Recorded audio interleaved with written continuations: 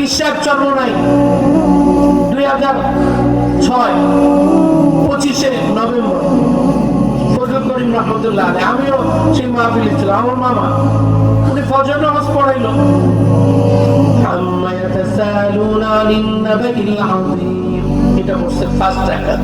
Second রাকাত ইদা সামাউ ফাতারাত, এটা পড়ছে।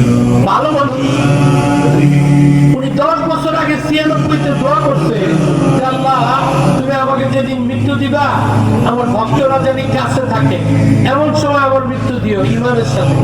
10 বছর আগে দোয়া করছে, 10 বছর পরে আল্লাহ পাক এই দোয়া 96 দোয়া 2006 যখন কবুল করে। ভালো মানুষ মাহফিলে যেদিন ইন্তেকাল করে সকাল 8টায়, তখন চরমোনায় ফাল্গুনের মাহফিলের দ্বিতীয় দিন, বলেছে লক্ষ লক্ষ মানুষ তখন সামনে। ফজর নামাজও পড়াইছে, ইশরাকও পড়ছে। ইশরাক পড়ে তারপরে রুমে এসে একটু পান খেয়েছে, বুকে ব্যথা। বিশ্বাস রেজাউল বলে নিয়ে যাই না, এই শেষ। আমি বললাম যে রব্বে কারীম দোয়া যখন করে যে আল্লাহ বলে তুই যে দিন দোয়া করছিলি তখনই আমি সিল মেরে কবুল করে দিচ্ছি, বলেছো।